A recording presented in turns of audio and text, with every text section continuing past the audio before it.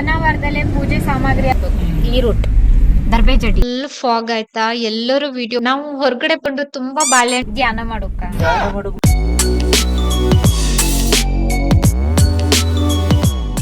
Hello ಸ್ನೇಹಿತರೆ, welcome back to my channel.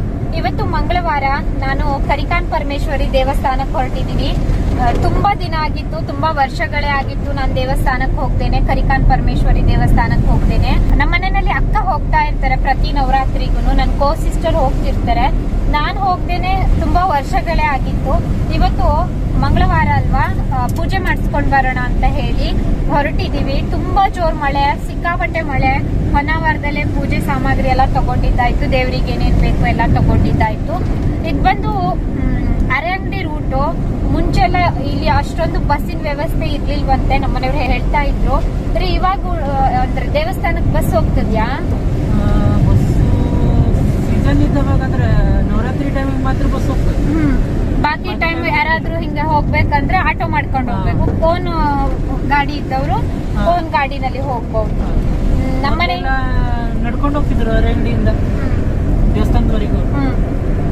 ಎಷ್ಟೋ kilometre ಇದೆ. ಹೌದು, ಅಜ್ಜಿ ಜೊತೆ ನಡ್ಕೊಂಡು ಹೋಗ್ತಾ ಇದೀವಿ ನಾವು. ನೀವಾ? ಅಮ್ಮ ಕರ್ಕೊಂಡು ಹೋಗ್ತಿದ್ರ? ಹೌದು.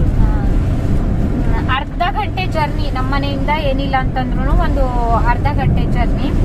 ಚೆನ್ನಾಗಿದೆ, ಇಲ್ಲಿನ ವಾತಾವರಣ ತುಂಬಾ ಚಂದ. ಎಲ್ಲಿ ನೋಡಿದ್ರು ಹಸಿರು ಫುಲ್ ಕಾಡು. ಮನೆಗಳು ಸಿಗೋದಿಲ್ಲ ಇಲ್ಲಿ, ಫುಲ್ ಕಾಡು. ನಿಮ್ಗೂ ಕೂಡ ತೋರಿಸ್ತೀನಿ. ಇವಾಗ ವಿಂಡೋ ಇಳಿಸ್ಬೇಕು, ನನಗೆ ತಲೆ ಸುತ್ತೋದಕ್ಕೆ ಸ್ಟಾರ್ಟ್ ಆಯ್ತು. ಏನಂದ್ರೆ ಮಲ್ಗೆ ಹೂವು ಮುಟ್ಕೊಂಡಿದೀನಿ. ಹೂವು ತರೋದಕ್ಕೆ ಹೋಗಿದ್ವಿ, ಅಲ್ಲಿ ಅಣ್ಣ ಹೂವು ಕೊಟ್ರು. ವಿಡಿಯೋಸ್ ಎಲ್ಲ ನೋಡ್ತಿರ್ತಾರೆ ಅವರು. ನಾವ್ ಯಾವಾಗ್ಲೂ ಹೂವು ತಗೊಳ್ಳೋದಲ್ಲೇ ಭಟ್ಕಳ ಸರ್ಕಲ್ ಹತ್ರ ಒಬ್ರು ಅಣ್ಣ ಇರ್ತಾರೆ. ಅವ್ರ ಕಾಯಂ ಯಾವಾಗ್ಲೂ ಅಲ್ಲೇ ಇರ್ತಾರೆ, ಅವ್ರ ಹತ್ರನೇ ತಗೊಳ್ಳೋದು. ಮನೆಗೆ, ದೇವ್ರಿಗೆ ಪೂಜೆಗೆ, ಅಥವಾ ನಾವೆಲ್ಲಾದ್ರೂ ಹೋಗ್ತೀವಿ ಅಂತಂದ್ರೆ ದೇವಸ್ಥಾನಕ್ಕೆಲ್ಲ ಅಲ್ಲೇ ಹೋಗೋದು, ಮತ್ತೆ ಎಲ್ಲೂ ಹೋಗೋದಿಲ್ಲ ಹೂವು ಎಲ್ಲ ತರೋದಕ್ಕೆ. ಹೂವು ಮುಡ್ಕೊಂಡಿದ್ದಲ್ಲ ಅದು ಗಮ್ಮ ಅಂತ ಹೇಳಿ ಅಂದ್ರೆ ಪ್ಯಾಕ್ ಆಗ್ಬಿಡ್ತು. ಇವಾಗ ನಾವು ಅರೆಂಗಡಿ ರೂಟ್ ಅಲ್ಲಿ ಹೋಗ್ತಾ ಇದೀವಿ. ಎಲ್ ನೋಡಿದ್ರು ಫುಲ್ ಫಾಗೆ ಇತ್ತು ಆಯ್ತಾ. ಮುಂದೆ ನೀವು ನೋಡ್ತೀರಿ ವಿಡಿಯೋನಲ್ಲಿ.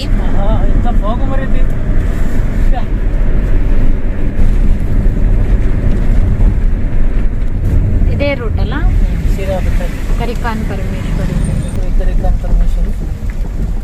ದೇವ್ರೆ ಕಾಪಾಡ. ಬಸ್ ಇಲ್ಲಿವರೆಗೆ ಬರ್ತದೆ. ಹಾ, ಅರೆಂಗಡಿ ರೂಟ್. ನಮ್ಮ ಅತ್ತಿಗೆ ಅಮ್ಮನ ಮನೆಗೆ ಇದೇ ರೂಟ್ ಅಲ್ಲಿ ಹೋಗ್ಬೇಕು.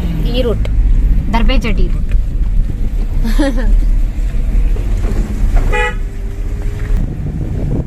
ಭಾರಿ ರೋಡ್. ಯಾವ ಗಾಡಿನೂ ಬರುದಿಲ್ಲ. ದೇವಸ್ಥಾನಕ್ಕೆ ಹೋಗೋರು ಮಾತ್ರ. ಎಂಟಕ್ಕೆ ಅಂದ್ರೆ ಇಲ್ಲೆಲ್ಲೂ ಮನೆ ಇಲ್ಲ. 3 ಕಿಲೋಮೀಟರ್ ದೇವಸ್ಥಾನ ಅಂದ್ರೆ 4 ಕಿಲೋಮೀಟರ್, 3.5 ಕಿಲೋಮೀಟರ್ ಇಲ್ಲಿಂದ.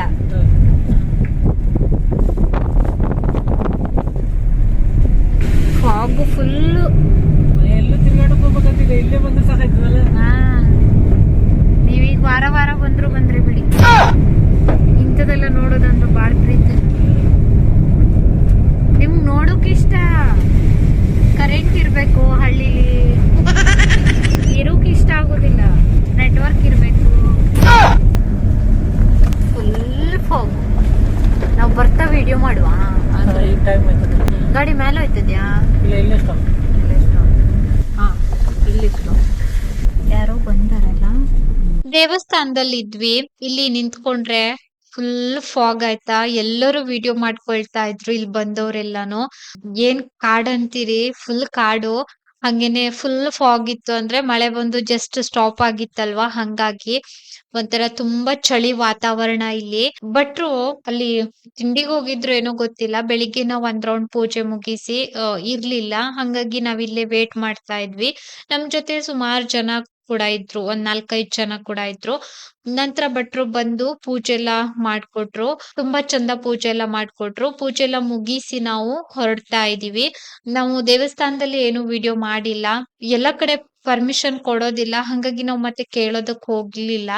ನಾವು ಹೊರಗಡೆ ಬರುವಷ್ಟರಲ್ಲಿ ಸ್ವಲ್ಪ ಫಾಗ್ ಎಲ್ಲ ಕಡಿಮೆ ಆಗಿತ್ತು. ಅಂದ್ರೆ ಮಳೆ ಸ್ಟಾಪ್ ಆಗಿ ತುಂಬಾ ಹೊತ್ತಾಗ್ಬಿಟ್ಟಿತ್ತು. ಹಂಗಾಗಿ ಸ್ವಲ್ಪ ಕ್ಲಿಯರ್ ಆಗಿತ್ತು ಅಷ್ಟೇನೆ. ಫುಲ್ ಕ್ಲಿಯರ್ ಆಗಿರ್ಲಿಲ್ಲ. ಪೂಜೆ ಮುಗ್ದಿದ್ ನಂತ್ರನು ನಾವು ಸುಮಾರು ಹೊತ್ತು ದೇವಸ್ಥಾನದಲ್ಲೇ ಇದ್ವಿ. ಒಂಥರ ನೋಡೋದಕ್ಕೆ ತುಂಬಾ ಚಂದ ಅಂತ ಅನ್ಸ್ತಾ ಇತ್ತು. ಈ ಕಡೆ ಸುತ್ತಮುತ್ತಲು ಎಲ್ಲಾನು. ಹಂಗಾಗಿ ಸ್ವಲ್ಪ ಹೊತ್ತು ಇಲ್ಲೇ ನಿಂತಿದ್ವಿ. ನಮ್ಮನೆಯವ್ರಿಗಂತೂ ಬರೋದಕ್ಕೆ ಮನ್ಸಿರ್ಲಿಲ್ಲ. ಅಲ್ಲಲ್ಲಿ ನಿಂತ್ಕೊಂಡು ವಿಡಿಯೋ ಮಾಡ್ಕೊಂಡು ಫೋಟೋಸ್ ಎಲ್ಲ ತಗೊಳ್ತಾ ಬರ್ತಾ ಇದ್ರು. ಹಂಗೆ ಇಲ್ಲಿ ಕೌಂಟರ್ ಅಲ್ಲಿ ಭಟ್ರಿದ್ರು. ಅವ್ರು ಮಾತಾಡಿಸ್ತಾ ಇದ್ರು ಎಲ್ಲಿಂದ ಬಂದಿದ್ರಿ ಅಂತೆಲ್ಲಾನು. ಅವ್ರ ಜೊತೆ ಇಲ್ಲೇ ಮಾತಾಡ್ತಾ ನಾನ್ ನಿಂತಿದ್ದೆ. ನಮ್ಮನೆಯವ್ರು ಇಲ್ಲೆಲ್ಲ ವಿಡಿಯೋ ಮಾಡ್ಕೊಳ್ತಾ ಇದ್ರು. ತುಂಬಾ ಜನ ಬಂದಿರಬಹುದು. ಕರಿಕಾನ್ ಪರಮೇಶ್ವರಿ ದೇವಸ್ಥಾನ ತುಂಬಾ ಫೇಮಸ್ ಇದೆ. ಸಾಕಷ್ಟು ಜನ ಬರ್ತಿರ್ತಾರೆ ಇಲ್ಲಿ. ಯಾವಾಗ್ಲೂನು ಭಟ್ರು ಇರ್ತಾರೆ ಇಲ್ಲಿ ದೇವಸ್ಥಾನದಲ್ಲಿ. ನೀವ್ ಯಾವಾಗ್ ಬಂದ್ರೂನು ಕೂಡ ಪೂಜೆ ಮಾಡ್ಕೊಡ್ತಾರೆ. ಆದ್ರೆ ಮಧ್ಯಾಹ್ನ ಎಷ್ಟರಿಂದ ಎಷ್ಟ್ ಗಂಟೆ ಅಂತ ನನ್ಗ್ ಗೊತ್ತಿಲ್ಲ. ಬೆಳಿಗ್ಗೆ ಸಮಯ ಅಂತೂ ಇದ್ದೇ ಇರ್ತಾರೆ. ಬೆಳಿಗ್ಗೆ ಮತ್ತೆ 12 ಗಂಟೆ ಸಮಯ ಎಲ್ಲ ಇರ್ತಾರೆ. ಮಹಾಪೂಜೆ ಎಲ್ಲ ನಡೆಯತ್ತಲ್ವಾ ಹಂಗಾಗಿ.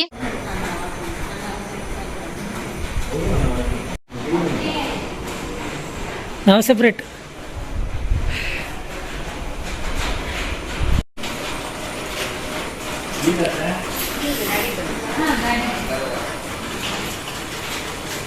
ನವರಾತ್ರಿ ಟೈಮ್ ನಲ್ಲಿ ತುಂಬಾ ವಿಶೇಷವಾದಂತಹ ಪೂಜೆ ಇರ್ತದೆ. ಸಿಕ್ಕಾಪಟ್ಟೆ ರಶ್ ಇರ್ತದೆ. 9 ದಿನನೂ ಕೂಡ ಇಲ್ಲಿ ಊಟ ಎಲ್ಲ ಇರ್ತದೆ. ಸಿಕ್ಕಾಪಟ್ಟೆ ಜನ ಸೇರ್ತಾರೆ ನವರಾತ್ರಿ ಅಂತೂನು. ತುಂಬಾ ವಿಶೇಷವಾದಂತಹ ಪೂಜೆ ಎಲ್ಲ ನಡೀತದೆ ಇಲ್ಲಿ. ಇನ್ನ ಇಲ್ಲಿ ಹಸು ಇತ್ತು. ನಾನ್ ನಿಂತ್ಕೊಂಡು ತುಂಬಾ ಬಾಳೆಹಣ್ಣು ಕೊಟ್ಟೆ. ನಂತರ ಕಾರ್ ಹತ್ಕೊಂಡು ಕೂಡ ನಮ್ಮನೆಯವರು ಒಂದ್ ಬಾಳೆಹಣ್ಣು ಕೊಟ್ರು. ಇಲ್ಲೆಲ್ಲ ನಂತರ ಹಸುಗೆ ಕೊಡ್ತಾ ಹೋದ್ವಿ. ಫುಲ್ ಕೊಟ್ಟೆ. ಒಂದ್ ಹಣ್ಣಿಗೆ ಬಾಳೆಹಣ್ಣು ಕೊಟ್ಟಿದ್ದೆ. 1 ಡಜನ್ ಬಾಳೆಹಣ್ಣು. ಅಷ್ಟು ತಿಂತು ಒಂದೇ ಹರಿದನ. ಇದು ಒಂದ್ ಲಾಸ್ಟ್. ಅದು ಒಬ್ಳೇ ತಿಂತು, ಯಾರಿಗೂ ಕೊಡ್ಲಿಲ್ಲ. ಮತ್ತೆ ಅದಕ್ಕೆ ಕೊಡುದು. ಕೊಡಿ, ಕೊಡ್ರಿ. ಬಿಡಿ, ಬನ್ನಿ ಬನ್ನಿ ಬನ್ನಿ. ಪೂಜೆ ಎಲ್ಲ ಮಾಡಿಸ್ಕೊಂಡು ದೇವಸ್ಥಾನದಿಂದ ಕೆಳಗಡೆ ಬಂದ್ವಿ. ಇಲ್ಲೆಲ್ಲ ಹಸು ಇದೆ. ಆವಾಗ್ಲೇ ಅಲ್ಲಿ ನಿಂತ್ಕೊಂಡು ಒಂದಿಷ್ಟು ಬಾಳೆಹಣ್ಣು ಕೊಟ್ಟೆ. ಅಯ್ಯೋ, ಒಂದ್ ಕೊಡ್ರಿ. ಅದಕ್ಕೊಂದ್ ಕೊಡ್ಲಿಲ್ಲ. ಹಿಡೀರಿ. ಬಾಯ್ ಬಾಯ್. ಎಷ್ಟೆಷ್ಟು ದೊಡ್ಡ ಹಸು ಅಲ್ಲ. ಹಿಡೀರಿ. ಅಲ್ಲೊಂದದ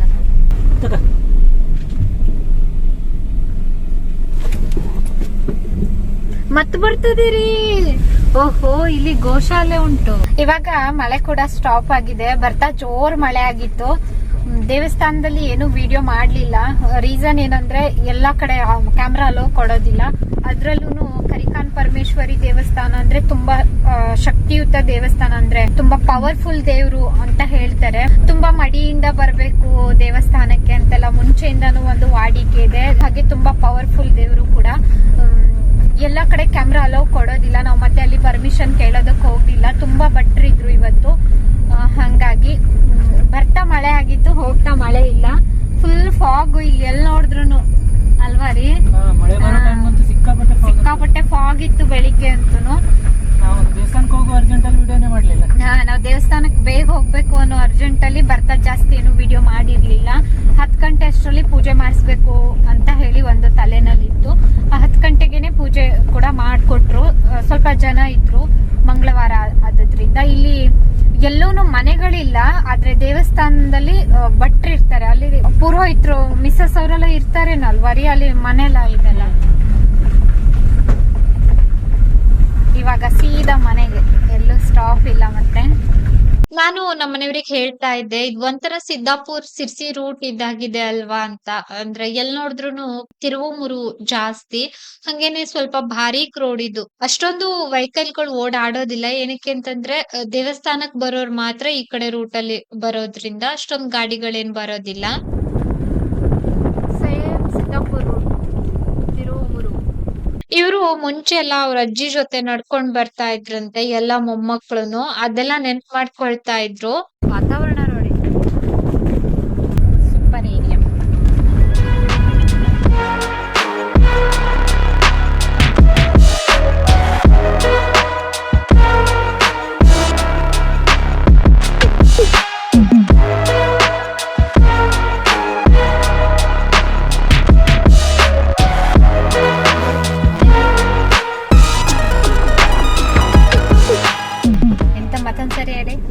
ನಾಳೆ ಬರ್ತೀವಿ. ಇಲ್ಲಿ ಬಂದ್ರು ಬಂದೆ ವಾಪಸ್. ಯಾಕೆ ಧ್ಯಾನ ಮಾಡೋಕ? ಧ್ಯಾನ ಮಾಡೋಕ್ ಬಂದ್ರು ಬಂದೆ.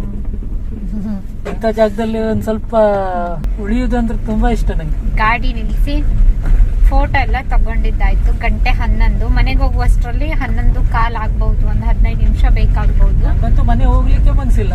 ಮನೆಗೆ ಹೋಗಕ್ ಮನ್ಸಿಲ್ಲ ಆದ್ರೆ ಚಾಪೆ ಹಾಸ್ಕೊಂಡ್ರಿ ರೋಡಲ್ಲಿ. ಇಲ್ಲೇ ಮಲ್ಕೊಂತಿದ್ದೆ ಮಳೆ.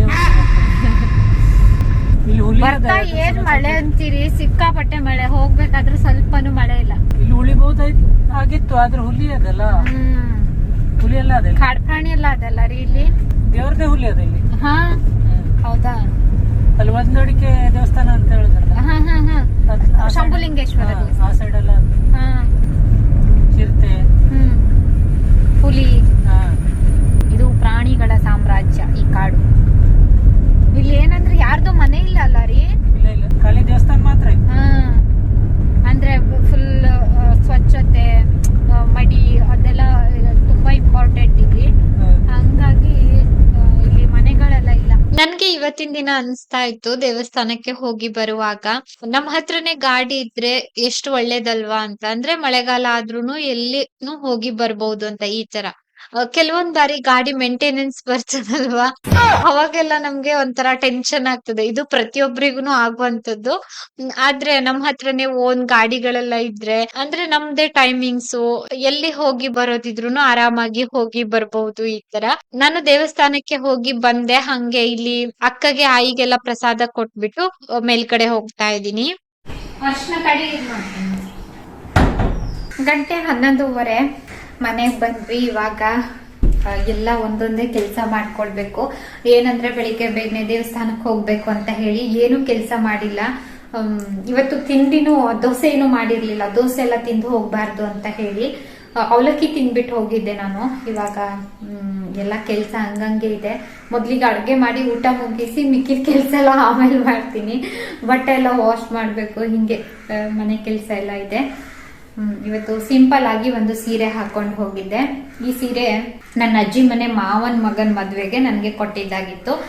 ಸಿಂಪಲ್ ಸೀರೆ ಇದು.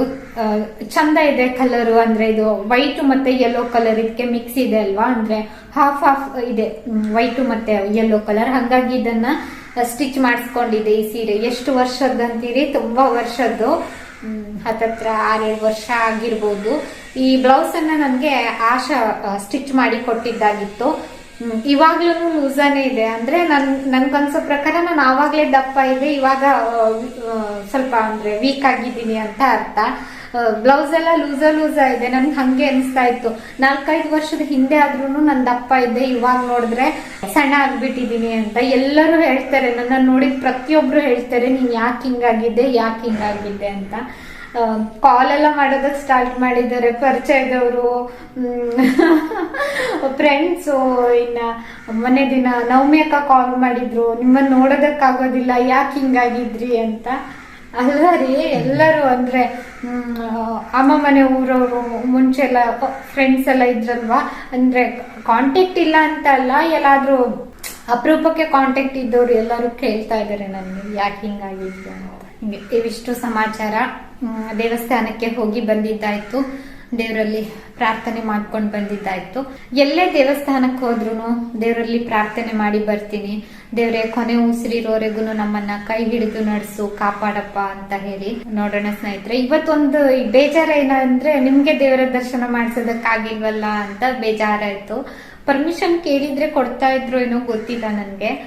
ಅದೊಂದು ಬೇಜಾರಾಯ್ತು. ಬೇಜಾರ್ ಮಾಡ್ಕೊಳ್ಬೇಡಿ. ನೆಕ್ಸ್ಟ್ ಯಾವತ್ತಾದ್ರೂ ಹೋದಾಗ ವಿಡಿಯೋ ಮಾಡ್ತೀನಿ, ಸಿಗ್ತೀನಿ. ಆಮೇಲೆ ವಿಡಿಯೋನ ಆಮೇಲೆ ಕಂಟಿನ್ಯೂ ಮಾಡ್ತೀನಿ. ಸಂಜೆ ಜೋರಾಗಿ ಗಾಳಿ ಬೀಸ್ತಾ ಇತ್ತು. ಪಾಪು ನನ್ ಜೊತೆನಲ್ಲೇ ಇದ್ದ. ಛತ್ರಿ ತರದಕ್ ಹೋಗಿದ್ದಾನೆ. ಯಾಕೆ ಅಂತ ಕೇಳ್ತೀರಾ? ಮಳೆ ಬಂದ್ರೆ ಮತ್ತೆ ಅವನು ಹೋಗ್ಬೇಕಲ್ವಾ ಕೆಳಗಡೆ, ಹಂಗಾಗಿ ಛತ್ರಿ ತಗೊಂಡು ಪಾಪು ಮೇಲ್ಗಡೆ ಬರ್ತಾ ಇದ್ದ.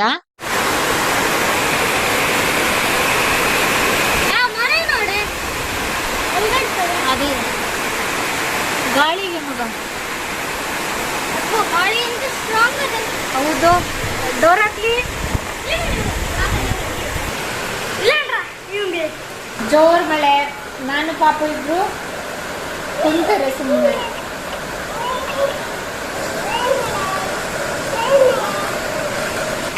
ಇದೇನಂದ್ರು ಮಾತಾಡೋದೆಲ್ಲ ಇದು ಮಾತಾಡ್ತೀವಿ.